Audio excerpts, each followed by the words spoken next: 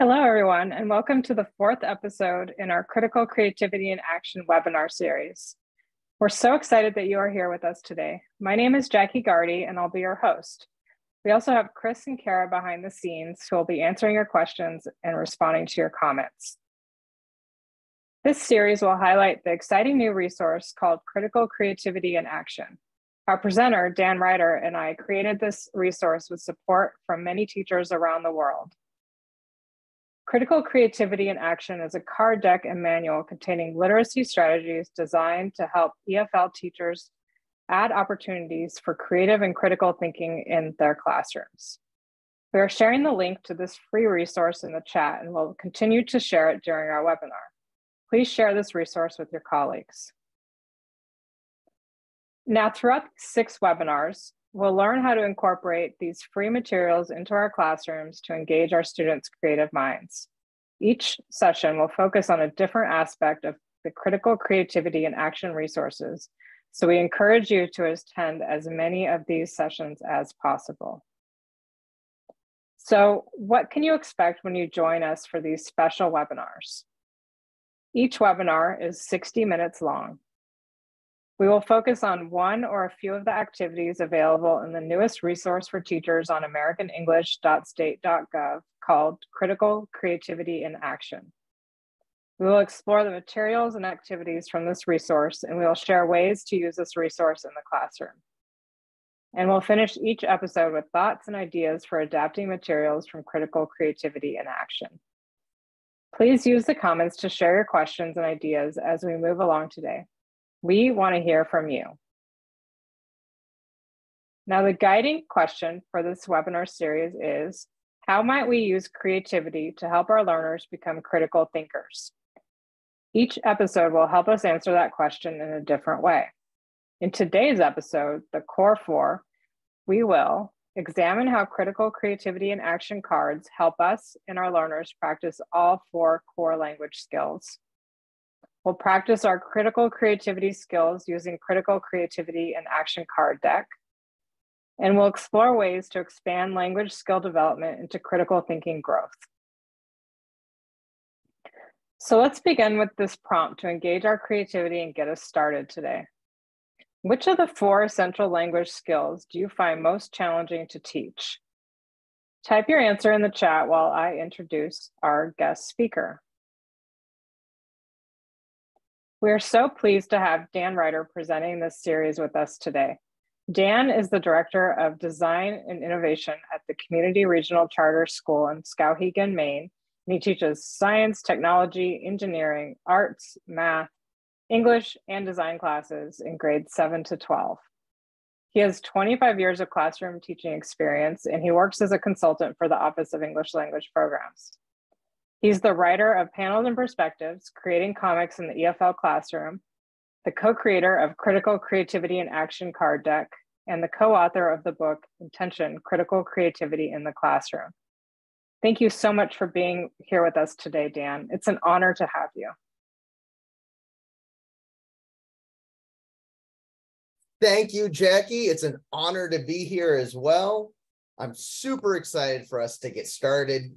And as Jackie was just saying a moment ago, in this session, we're going to examine how critical creativity and action cards help us and our learners practice all 4 core language skills. We're going to practice our critical creativity skills using the Critical Creativity and Action card deck. And we're going to explore ways to expand language growth development into critical thinking growth. Now, you're going to see these icons throughout our webinar, and they're to help us visualize the ideas and the thinking that we're exploring. The brain icon indicates points in the series when we'll deliver new knowledge, definitions, or terms to you. We'll use the notepad icon to indicate points when we'll provide examples of critical creativity and these skills in action. And we'll use the pencil icon to indicate points when participants will be practicing the skills we discussed by creating and making. Also, during our time together, keep an eye out on the slides with the campfire icon. The campfire icon is a signal that we will be responding to a prompt in the chat. Campfires are used in cultures all over the world for people to share stories, information, insights, and ideas. People gather around campfires to ask questions, create solutions, and make plans. So we'll use this campfire icon today as our signal for responding to prompts in the chat.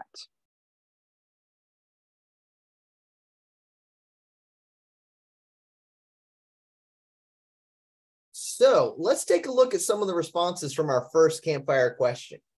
Which of the 4 essential language skills do you find most challenging to teach? So Jackie, I know you used to teach. What was the most challenging for you when you were in a ESL classroom? Well, for me, I always found it challenging to teach listening skills because I had a hard time finding authentic listening resources. That makes total sense. I usually have a hard time teaching speaking because I have such a my learners have so much worry and anxiety about speaking in front of others sometimes that it's really difficult to get them to try and take that big risk. What are some of the people in our participants pool saying today? Looks like we already have a lot of answers, but primarily we have, kind of everything. Listening, writing, and reading. And then we have got a really great response by Aisha, and apologies if I say the names wrong here. She says, I often find that listening comprehension can be challenging for me. This is because understanding spoken language, especially in the fast-paced conversations or with strong accents, can be quite demanding. That is an excellent response. And yes, that is absolutely one of the reasons it makes it so challenging.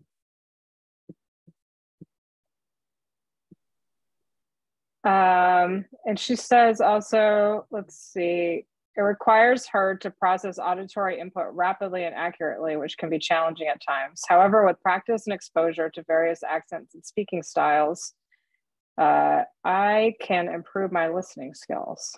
That's a great answer. That's an outstanding answer. And Faouz says writing is very challenging because of many mistakes. Yes, that is one of the biggest challenges I find in teaching writing as well, is narrowing down which mistakes I'm going to try to help them improve on and which I'm going to wait until another assessment. These are great responses. We have got an excellent audience here today, and I'm so excited that everyone is chiming in already. Oh, this is great. So before we begin, Dan, could you tell us what you mean by critical creativity? Absolutely. So when we're talking about critical creativity, we're talking about what happens when we combine creative expression with critical thinking to develop deeper understanding and mastery of skills, concepts, and knowledge. Now, it can take on a lot of looks, and these are just 3 examples of what it looks like in my classroom with my learners. We build circuits to explain cultural values in the United States and around the world. That's there on the left. In the middle, you see us designing games to demonstrate conversational skills. And then on the right, you see that we draw illustrations to practice our English vocabulary skills. There are lots of other forms of creative expression than these. What really matters is being intentional in how we use those creative expressions to help learners develop their critical thinking skills, especially as they're learning their English language skills.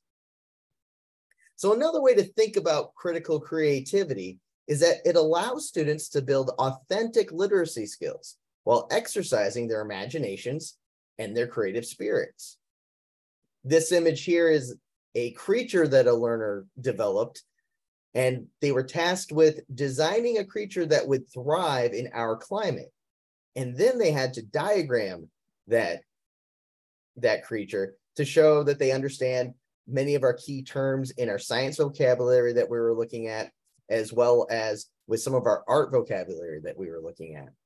So we see here that this creature has scales that fade in the sunshine.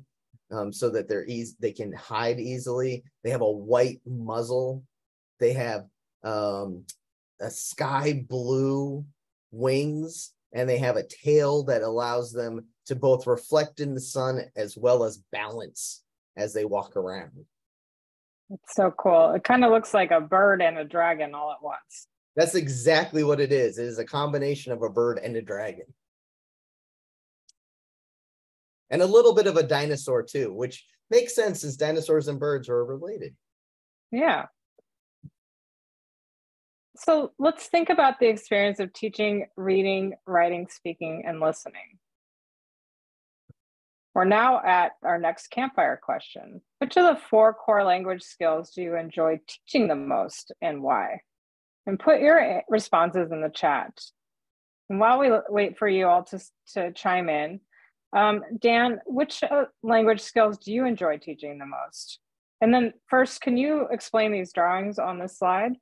Oh, absolutely. These characters are Box and Button, and they're 2 characters that I like to use when I'm explaining ideas to folks in our webinars, as well as when I'm communicating with my own learners here.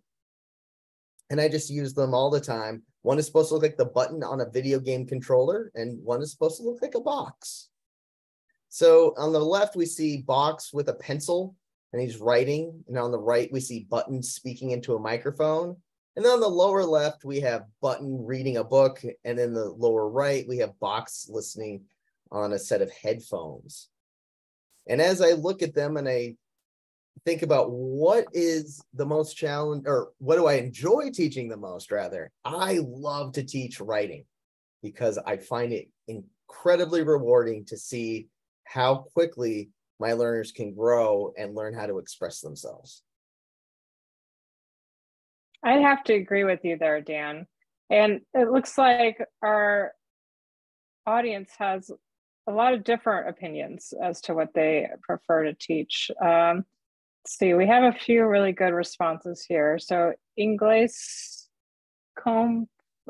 says, speaking is challenging due to the condition it has with self-confidence and mental control. To feel comfortable speaking in public and confidence is tough. It is tough. And some people really thrive in teaching like things that are difficult like that. And others of us tend to get very concerned and worried about teaching things like that. And Aisha says, I believe that it's essential to engage them actively in questioning, discussion, and problem solving to develop their analytical and evaluative skills effectively. That is excellent. Just earlier today, I was talking with learners about problem solving, and that is such an important skill to develop. And let's see, we've got some others just saying reading and speaking, reading, speaking. Ozma says speaking because I have a lot of fun to make my students communicate and express themselves. It's very beneficial. I'd agree with that. And I think probably writing is very important right now too, because there's so much text, especially on the internet and on Facebook and social media. We have to learn how to communicate, not just in long form essays, but also in short ways using our target language. Absolutely. It's one of those things that I like about teaching in general is I love that you can really enjoy doing things that are difficult, right? And you get to do things that are difficult, and you also get to do things that are rewarding, and that when you lean in, you're helping people to learn how to solve problems. And that's why I teach. And I'm hoping that today we're going to be able to help some of our participants here today learn how to help their students become better problem solvers with some of the skills that we develop. I think there's a lot of challenges, but there's also so many opportunities. And I'm hoping that today's session will help everyone here feel more comfortable and confident using our critical creativity and action card deck. So let's get to that now. All right. So first, we're going to examine how critical creativity and action cards can help us teach reading, writing, speaking, and listening. So we're going to look at a collection of just 4 cards so you get a sense of the types of activities we have here. The new Critical Creativity in Action card deck contains 49 ideas for integrating critical creativity into any classroom. Any of the 49 activities can be used to teach any language skills. What you see here is that catalog of all the activities we find in the deck divided into the core skill that each card addresses. So you see on the left, the reading skills and the activities, the activities from the card deck that most go with reading, and the ones that most go with writing, the ones that most go with speaking, and the ones that most focus on listening. The Critical Creativity in Action Teacher's Manual includes charts such as these that indicate which activities are best suited to teaching those particular language skills. Now, the colors you're looking at are related to the critical thinking skills on Bloom's taxonomy. The last webinar that we presented explored those colors extensively, so be sure to visit the American English for Educators Facebook group or our YouTube playlist to see that recording. You're going to see these icons on the cards as we share them. And each icon represents the language skills practiced during that activity. Those are the ones right on the top of the card. So we have the microphone for speaking, the headphones for listening, the pencil for writing, and the book for reading. Many cards have more than one icon. So now I'm going to show you those examples of how each card, or some of these cards align with the 4 core skills. And then we're going to do some interactive activities. So you're going to get exposed to a lot of ideas here in this next 45 minutes. So one of the cards is card 3, Human Magnetic Poetry. This one relies on learners having an understanding of specific vocabulary in order to collaborate with their peers to physically arrange those words into poetry. They have to use their reading skills in order to solve this challenge. And if they cannot read those skills, they don't have that vocabulary built, it makes it very difficult for them to then move those words around and align themselves into poems. Now, card 1 is Visual Verse Volley, and it's another poetry type activity. This one calls on learners to exchange lines of poetry and drawings to inspire one another. And a little bit later, we're going to do an activity similar to this one that I think ties in nicely. They must be able to communicate their thoughts and ideas using the written word, using their writing skills. This next one is called Emoji Roleplay, and it's card 44 in the deck. It's an activity that asks learners to create short performances that communicate the feelings and attitudes of a particular emoji. So learners will be using their listening and speaking skills as well as their body language and movement to successfully portray that emoji. And the last one we want to briefly introduce you to is song catching. This is an activity that asks learners to practice their writing, speaking, and listening skills all at the same time as they ask their peers or perhaps even members of their community to perform songs related to a particular concept or idea. Learners have to ask them to sing a song related to those ideas and then write down what the lyrics are to those songs as well as the tone of those songs. So it really challenges them to use all 4 skills really as they develop both their critical thinking and their speaking, listening, writing, language skills, and their ability to enjoy music.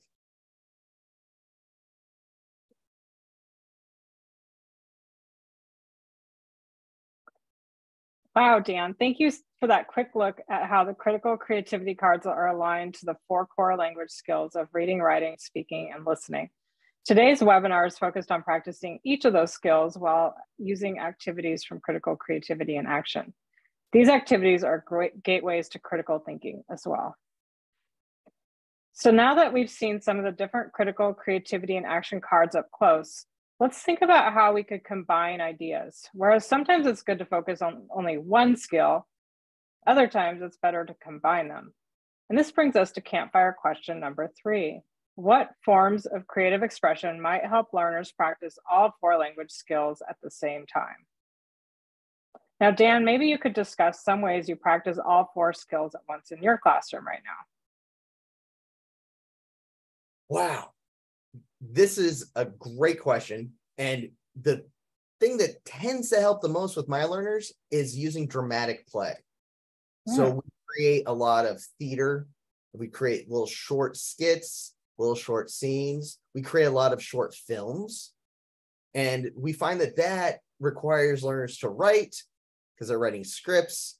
It requires them to read those scripts. They have to deliver the lines. They have to deliver them in a certain way so that they're playing those characters. And it integrates all 4 in really interesting ways. And for our learners that are camera shy, we focus instead on making audio dramas. So we do lots with podcasts and recordings. What are some of the participants saying there, Jackie?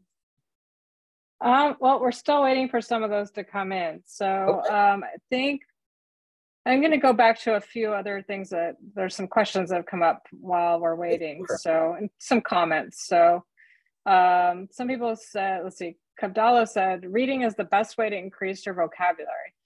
Writing also immensely helps vocabulary learning. So I would agree with that. Absolutely. To become a better writer, you have to read a lot. And to develop a great vocabulary, you also have to read a lot. Reading is one of those absolutely core skills that influences the others so much. Definitely. And then we have a question here from Ingles. Should we apply the same methodology for our English online classes? And I'll take a stab at that. I would say yes.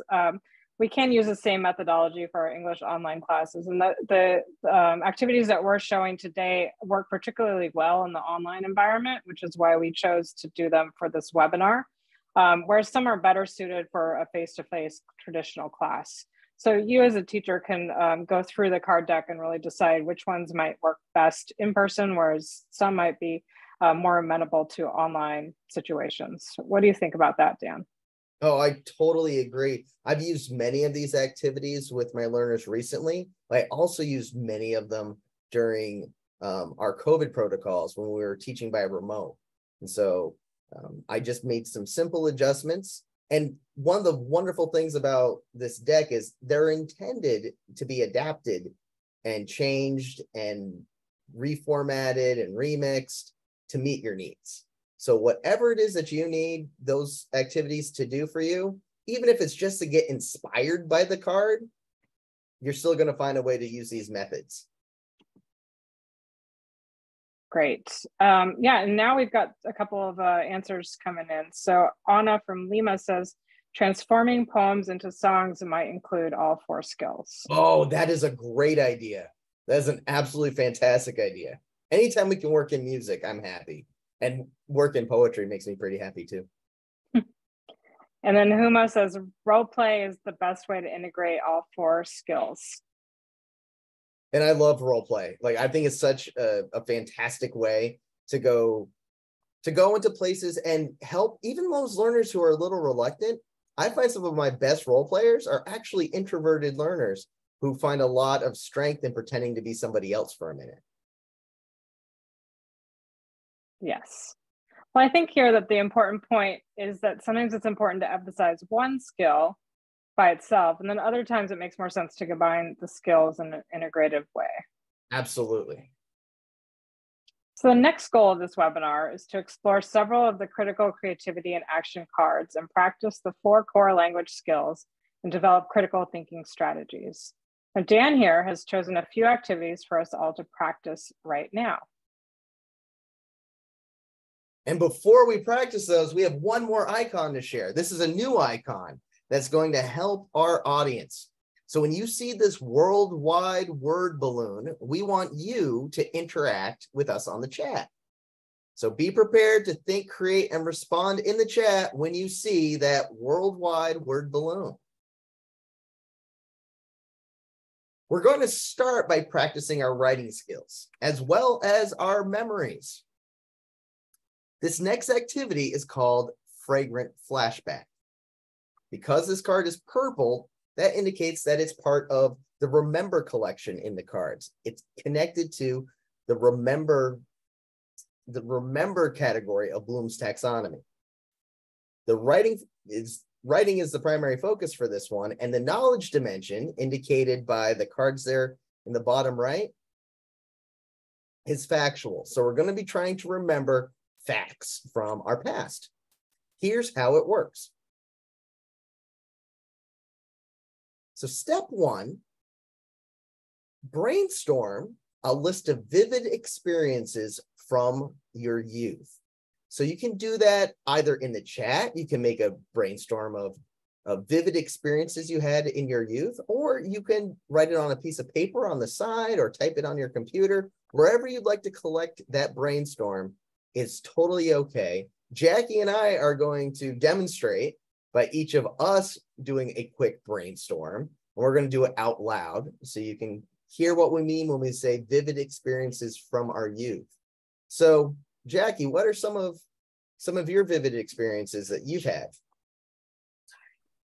Well, thinking about it while you're talking, I would say that some of the things that I most remember from childhood is like going camping in Colorado, where I grew up, and also riding my bike with friends, skiing in the mountains, roller skating, and well, just a lot of outdoor activities. Absolutely. For me, my most vivid memories were being lost in the woods with my scouting group, but also like literally bumping into some celebrities in my hometown, reading comic books out at my camp in the summer, and also playing baseball. That was another big activity for me when I was growing up. And I have a lot of incredibly powerful memories of playing baseball with my friends. Has anyone decided to include a list of activities of their youth experiences in the chat? Not yet. We're still waiting for them to come in.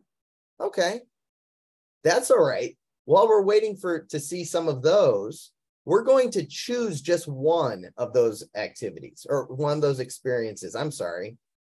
My head got kind of all twisted up there for a second. So choose one of those experiences from your memory to focus upon. Jackie, which of yours would you focus upon? I think for this one, I'm going to think about maybe roller skating, because I did a lot of roller skating when I was a child. Okay. I'm going to definitely focus on getting lost in the woods. Now, it only happened once, and it had a huge impact on me. So I'm going to focus on that. Okay. And I encourage all the participants here to focus on the one that they've chosen and think for a moment about the scents and the odors and the smells that you remember from that experience. In just a moment, we're going to change the slide and we're going to look at a list to help us. But just take a minute and try to remember, what were the smells that you associate, that you had? Like, what was in the air for Jackie when she was roller skating? For me, when I was lost in the woods? What were some of those odors, some of those smells? If we can go to the next slide. Okay. This is where it gets extra challenging. Okay, we're going to try to describe those experiences using very vivid language, focusing just on what it smelled like. And there's a word bank here to help everyone, okay, that you can choose from if you're having a tough time thinking of words on your own. So Jackie, when you think of roller skating, what does it make you think of? Like, what smell? How would you describe that smell? I think it would be mostly like the smells around me where I was roller skating. So sometimes when I was roller skating in the town, I smelled a lot of like exhaust from the cars. So that wasn't a particularly nice smell. Whereas if I was more in a country environment or a town environment, I would smell like, if it was summer, I would smell like popcorn or maybe cotton candy, those kind of summer smells. So sweet smell. So you might remember the sweet smell in the air, or the hot buttery smell in the air of popping corn while riding on your roller skates. But you might also remember the smoky and kind of foul and stale scent of car exhaust while roller skating in the city. Yep. What about you? Well, when I think of getting lost in the woods, I think of the earthy smell of the ground beneath my feet when we had to cross a river. It was very muddy and mucky, and all of these leaves were decomposing in the ground.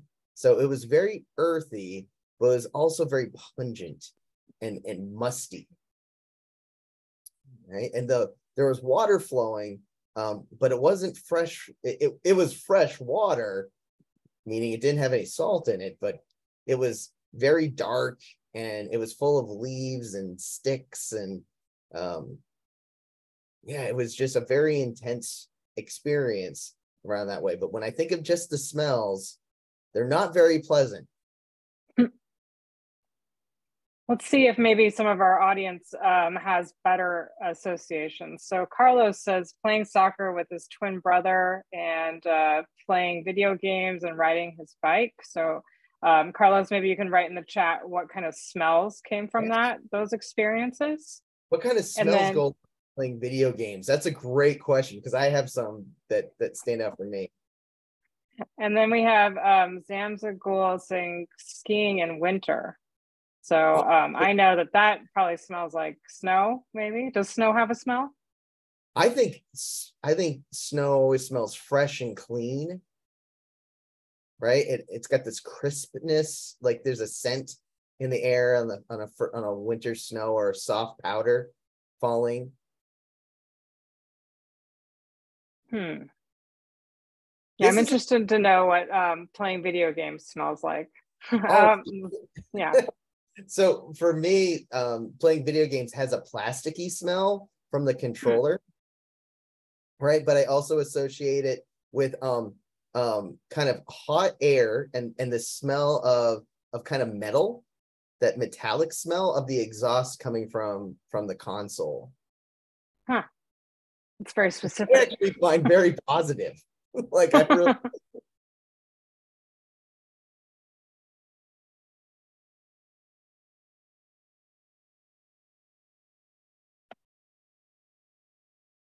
So as people are continuing to post theirs, so Jackie, do we have a question that ties this together? We sure do. I think that the question might be here for our teachers in the audience is, how might describing smells from memories enhance writing instruction?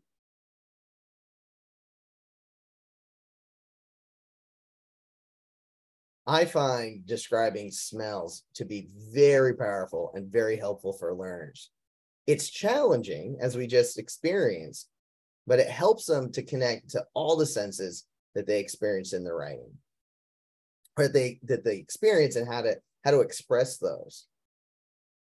Yeah, and some of the words that we just saw in the word bank might be unfamiliar words. So it would also expand our students' vocabulary by finding and using more complicated words than just it smells good or it smells bad. But what do you mean? Like, keep expanding upon that. So it smells strong, it smells pungent, it smells fresh, like all those kind of words that come with that. So you can expand your vocabulary while writing. And it becomes more specific, right? It becomes more like so your writing gets more specific. And the more we can help our writers be specific and deliberate in their word choice, the better they become at communicating what they're thinking and what they're feeling. Yeah, and Anna says it forces you to try to be more specific and communicate better. I like that. Yes, absolutely. Being specific is so important.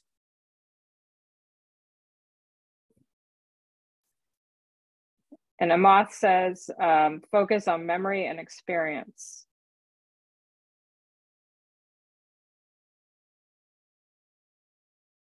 So Dan, this activity has been great, but we still haven't practiced reading, listening, and speaking skills yet. And that's going to be challenging for our participants today. That's right, Jackie. And that's why we're going to model those ideas here for our participants with these next few activities. We're going to be modeling some reading skills. We're going to be modeling some speaking skills. We're going to be modeling some listening skills. Great. So this one is, are you listening? It's an activity that requires one learner to draw a geometric design based on the verbal directions from a partner. The card is color-coded pink, which represents the create level of Bloom's taxonomy, the highest level of critical thinking. It focuses on listening and speaking and features the procedural knowledge dimension as seen by the map icon on the bottom of the card. So Jackie and I are going to demonstrate this right now, and you can participate as well, all of you at home or in your schools or wherever you're participating in this webinar. You'll need a piece of paper and a pencil, a pen, or a crayon. Jackie, do you have a piece of paper, a pen, a pencil, or a crayon? I have a piece of paper right here. Excellent. And I have a pen or marker. All right, so I'm going to read you all some directions on how to draw a particular design. And as I read, you need to follow along and draw what you hear. Okay, I think I'm ready. You ready? Okay. Yep. Let's, and those of us in the chat, if you're ready to do this too, please type a 1 in the chat for us. Okay, go ahead, Dan. Okay, so start by drawing a medium-sized circle in the middle of your paper. A medium-sized circle. All right, now place your pen at the center of that circle. Place your writing utensil there at the center and draw a straight line that extends vertically from the center of your circle up past the top of the circle. Okay, now go back to that center point and then draw a horizontal line that goes straight to the right and just outside the circle on that side.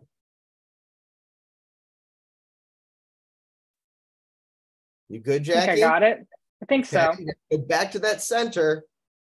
And now you're going to do the same thing, except you're going to draw a line out to the left. Draw a line out to the left until it extends outside the circle. Okay. Now, at the end of that line where you just ended, connect the end of that line to the end of the vertical line at the top of the circle. So you're going to connect those 2 points.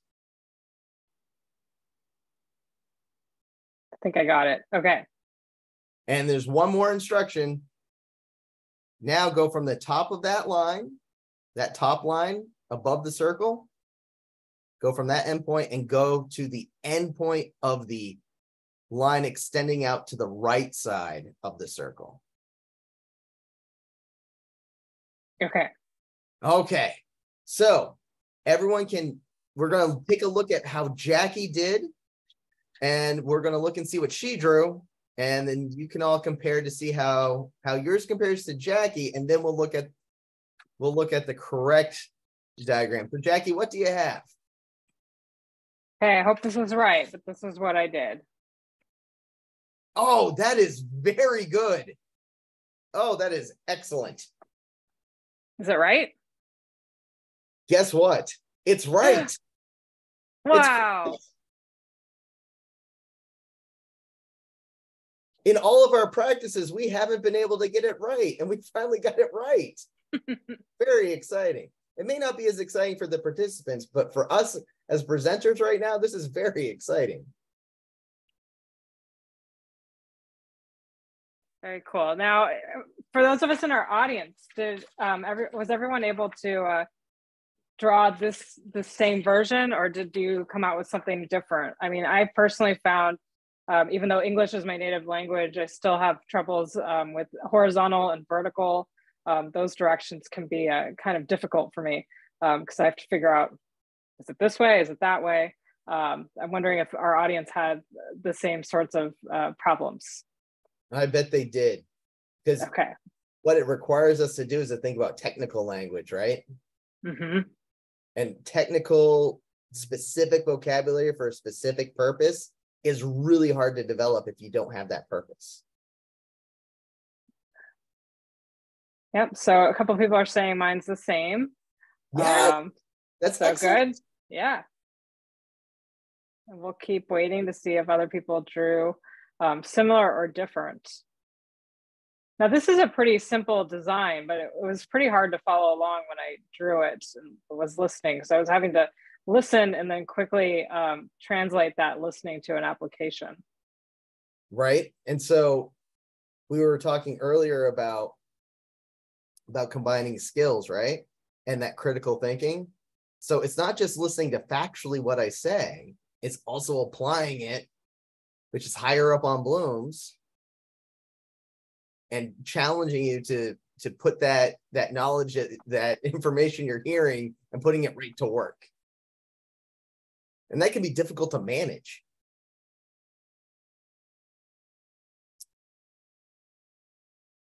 Exactly. Oh, I think we have a discussion question. Yep, we sure do.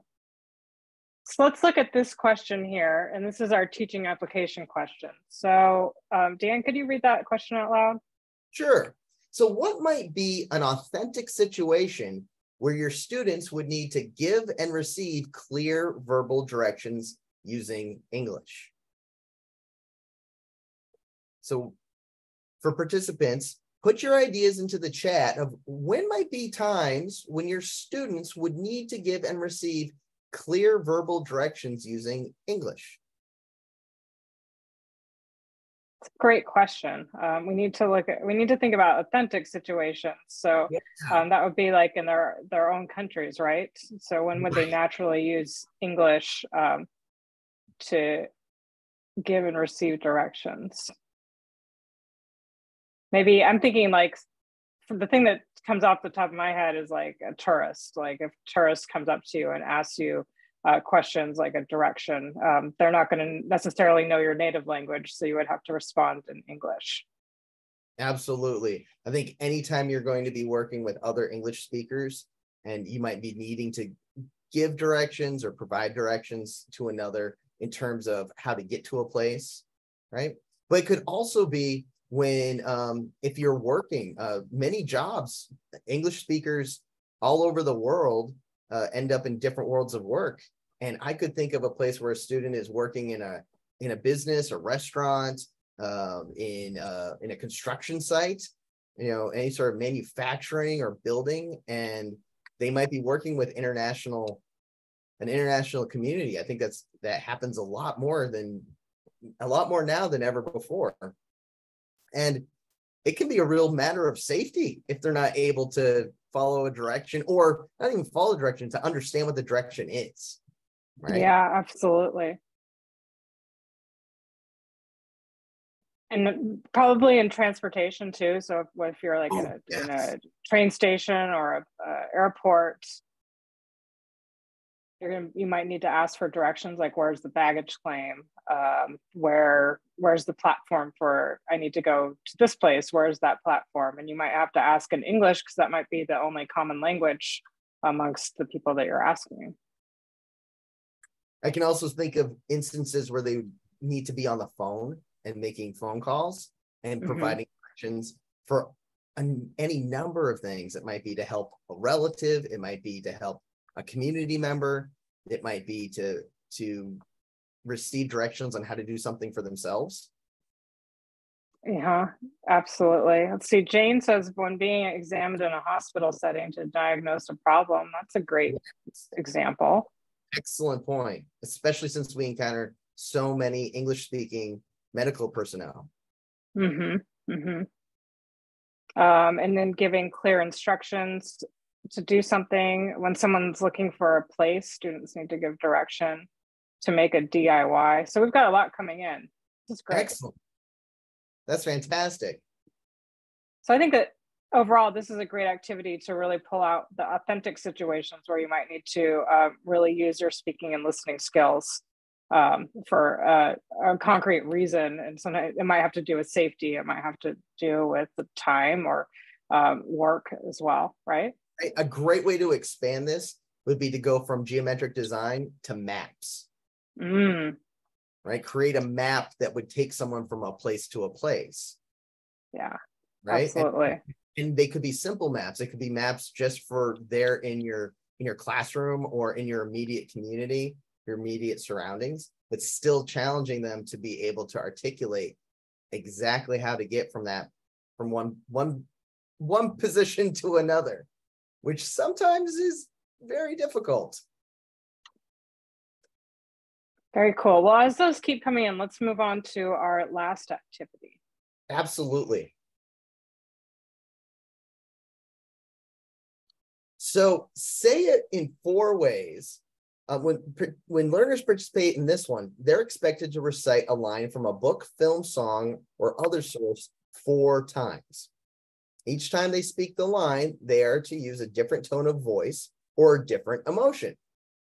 This card is color-coded purple, which represents the remember level of Bloom's taxonomy. As a reminder, while this is the lowest tier of critical thinking, that doesn't mean it's not important. Much of language learning is based on remembering, so we should always be practicing remembering in our classrooms. This card also features the metacognitive knowledge dimension, seen by the brain icon. Oh, I think you're going to ask me to do this too. If we had lots more time, Jackie, I would definitely make you do this. But because we only have enough time to do this in another activity, I'm going to model this one for the participants. Okay? So you're off the hook. Okay.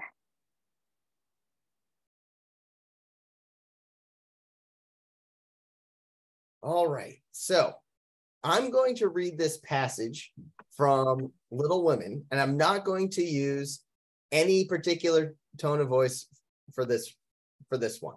Okay. The first sound in the morning was her voice as she went about the house singing like a lark. And the last sound at night was the same cheery sound, for the girls never grew too old for that familiar lullaby. So no particular tone of voice. Okay, I should point out, this is from Louisa May Alcott's Little Women, which is an incredibly well-known and well-loved American novel from well over 150 years ago. 150 years ago. So Great. Now I'm going to change my tone of voice. And what I want the participants to do, folks, is I want you all to try to figure out which tone of voice I'm using and put that into the chat. And we're going to get a lot of answers for this, a lot of different ones, because people have different feelings. So that's why we have this word bank to kind of help you say, all right, which of these is he using? So let's see how well I do. Okay.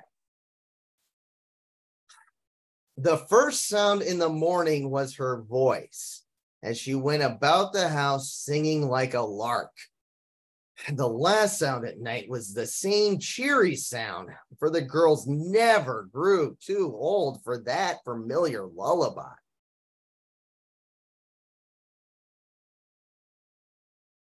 So you sound a little like gruff to me.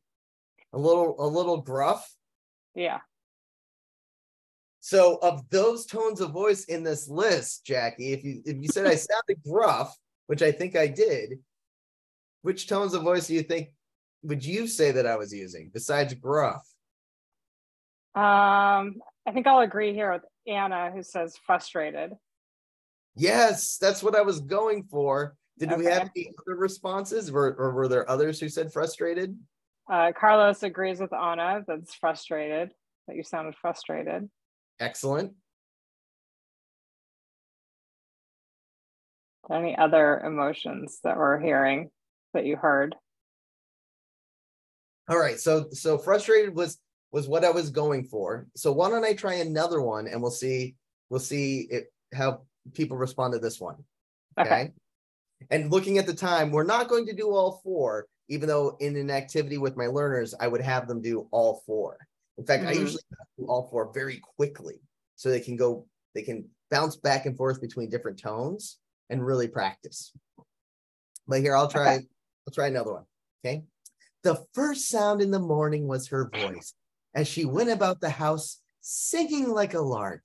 And the last sound at night was the same cheery sound, for the girls never grew too old for that familiar lullaby.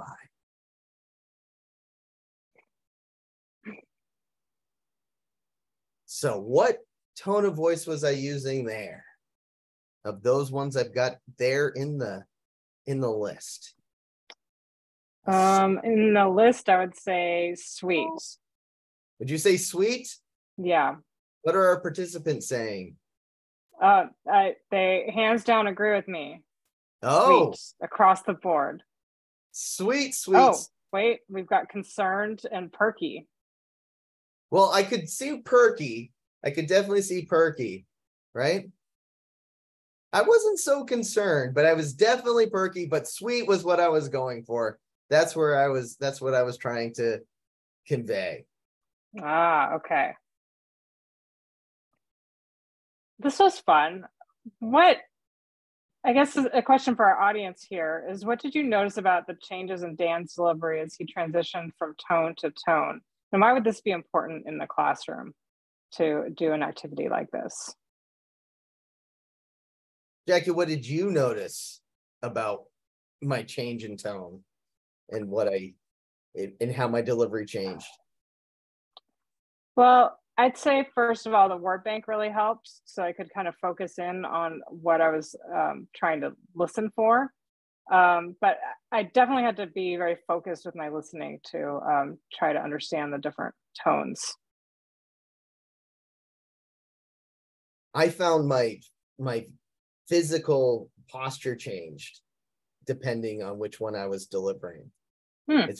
So one of those things that can help learners with communicating when they're speaking is to help them understand that when we're feeling a different way, or we're feeling a particular attitude toward a subject we're talking about, it's going to affect how we stand, how we present our physical bodies. Well,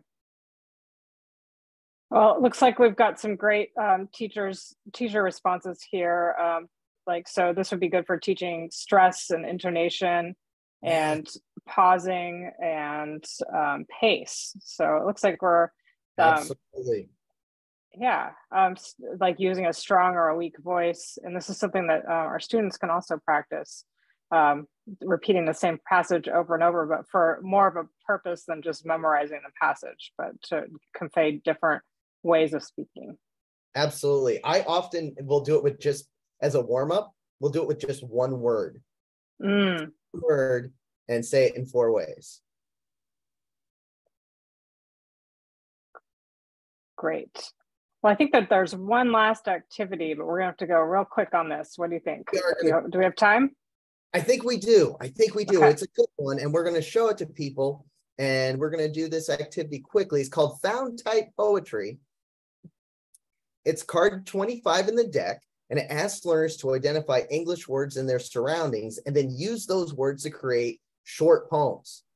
So this card is color-coded pink for create, which is actually the highest level in Bloom's taxonomy.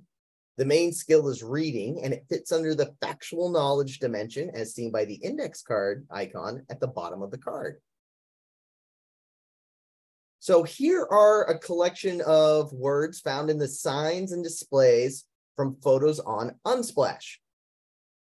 What I'd like you to do is identify 4 or 5 words that stand out to you.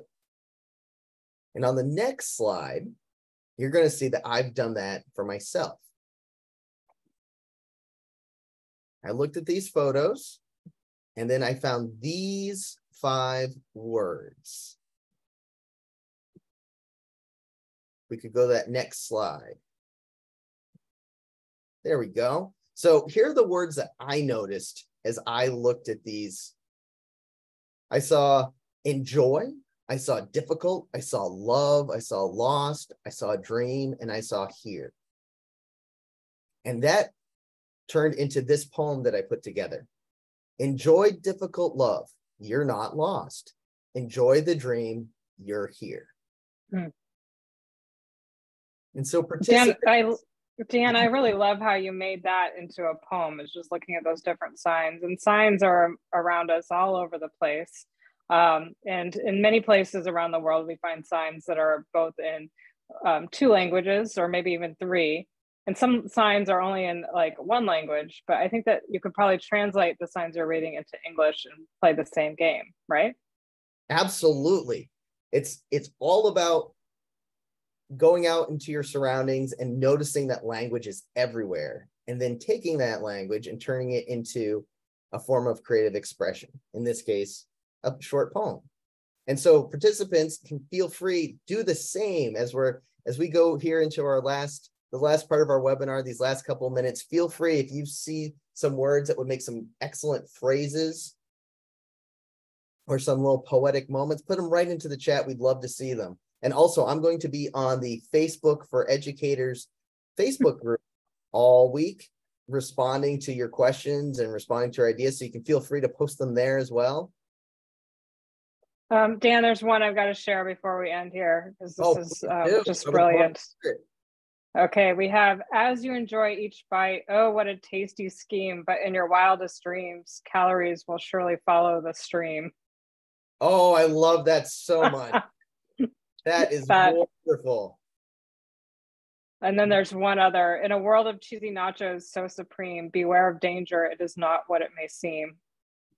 Oh, I love it. And that's even got some nice rhyming couplet going on. That was excellent.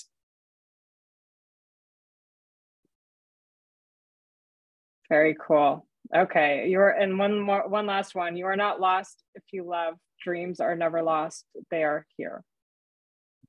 That is lovely.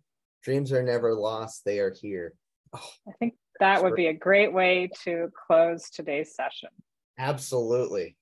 So I really hope everyone enjoyed this session today, where we examine how to use critical creativity action cards to help us and our learners practice the 4 core language skills, and to practice our critical creativity skills and exploring ways to expand language skill development into critical thinking and growth. So thank you all for letting me be part of your learning journey. And a big thanks to the folks behind the scenes who make this all possible. That includes Chris and Kara and Lindsley and Melissa and the whole team behind the scenes. Thank you, Dan. This was so much fun. I'm so glad that you were able to share some of your day with us today. We know that you're a busy working teacher as well, so we really appreciate you being on today on our Facebook Live. And we love to have you here on American English for Educators. And most importantly, a big thank you to our audience today. You guys were great. You were terrific. We had such wonderful conversations, and your contributions in the chat made this all possible. So let's continue this conversation on American English for Educators Facebook page, where Dan's going to be answering questions and chatting with you all week. Make sure to check back on this recording and keep asking your questions throughout the week. And as a reminder, this is only the 4th episode in our webinar series for critical creativity in action, which means we have 2 more left. Our next webinar will be on November 7th, and we hope to see you there and your colleagues as well. And be sure to visit americanenglish.state.gov and download the Critical Creativity in Action cards and manual. They are ready for you to use in your classrooms today. If you'd like physical copies of the cards, please reach out to your Relo and request them. Many of the ideas found in Critical Creativity in Action are from Dan's book that he co-wrote with Amy Burvall called Intention: Critical Creativity in the Classroom. Amy was instrumental in leading the worldwide pilots and creating the preliminary design prototypes for critical creativity in action. And our next webinar will be on November 7th. We hope to see you all there. Thank you so much. Thank you, everyone. Bye for now. Bye for now.